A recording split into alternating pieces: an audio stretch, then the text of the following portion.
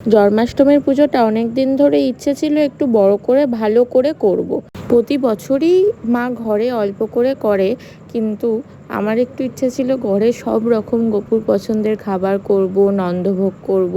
আর এই বছর সবার সাহায্যে আমি সেটা করতে পারলাম। প্রথম তো আমার মাকে রাজি করাটা ছিল একটা বড় ব্যাপার, যেটা গোপু নিজেই করিয়ে নিয়েছে। কিভাবে রাজি করিয়েছে সেটা আবার একটা অন্য গল্প, সেটা আরেক দিন বলবো। তো এখানে আমরা শুরু করে দিয়েছি জন্মাষ্টমীর আয়োজন। এখানে আমার মাসি প্রথমে মালপোয়ার মিশ্রণটা করে রাখলো, আর এখন ময়দা মাখছে। আর এখানে তো আমার বন্ধুর কাছ থেকে শিখতে হবে যে খুব কম জিনিস দিয়ে কিভাবে খুব সুন্দর জিনিস বানানো যায়। ছোটবেলায় যখন আমি পড়তে যেতাম, বাবা যখন আনতে যেত, যতক্ষণ বাবা না আসতো আমি দাঁড়িয়ে থাকতাম। তখনই আমি বুঝে গেছিলাম আমি একা একা কোনোদিনও কিছু করতে পারবো না। আর এটা হয়তো ঠাকুরেরই ব্লেসিং আমার ওপর। সেটা হলো আমি যখনই কোনো একটা কাজ করতে যাই, কোনো না কোনো বন্ধু, মা, বাবা, কেউ না কেউ আমার পাশে থাকেই। আমার কাছের মানুষরা আমার পাশে থাকে। যেমন আমার বন্ধুরা ছাড়াও অর্ঘ্য আমার পাশে থাকে। যখন কেউ থাকে না তখন অর্ঘ্য থাকে, যখন অর্ঘ্যও থাকে না তখন ভগবান নিজেই চলে আসে আমাকে রক্ষা করতে বা আমার পাশে থাকতে।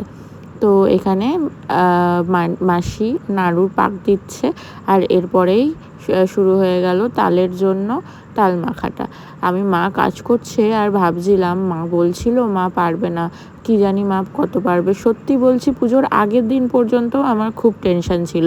আর আজকে আমি সন্ধেবেলা বসে যখন এই ভয়েস ওভারটা দিচ্ছি, তখন আমাদের নন্দভোগ দেওয়া শেষ হয়ে গেছে আর সবাই একটু রেস্ট নিচ্ছি। তখন ভাবছি, না সত্যিই পেরেছি, সবার সাহায্যে পেরেছি। সবাই না থাকলে কিচ্ছু হতো না, ভগবান না থাকলে কিচ্ছু হতো না। এমনকি এই ব্যাকগ্রাউন্ডটাও আমার বন্ধু একদম মনের মতন বানিয়ে দিয়েছে।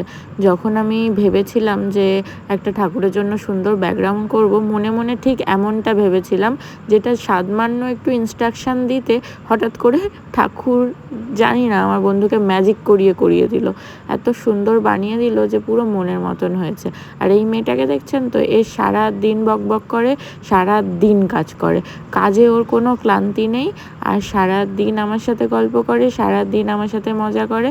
আর এত সুন্দর নাড়ুর পাকটা দিয়েছে, দেখুন কত সুন্দর গোল হচ্ছে, কত সুন্দর আটকে যাচ্ছে নাড়ুটা।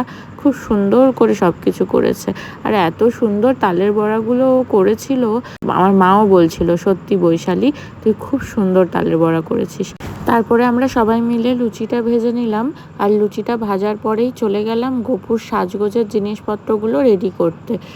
এখানে আমি আর অর্ঘ্য হাতিবাগান থেকে গিয়ে প্রায় 1 মাস আগে এই দুটো সেটের জামা কিনে এনেছি। আমার দুটো গোপাল পুরো সেম, আর মানির গোপালের জন্য আলাদা জামা ছিল, একটু আলাদা কালার হয়ে গেছিলো। বাকি ভিডিওটা পরের শর্টসে আসছে, অবশ্যই দেখবে কিন্তু।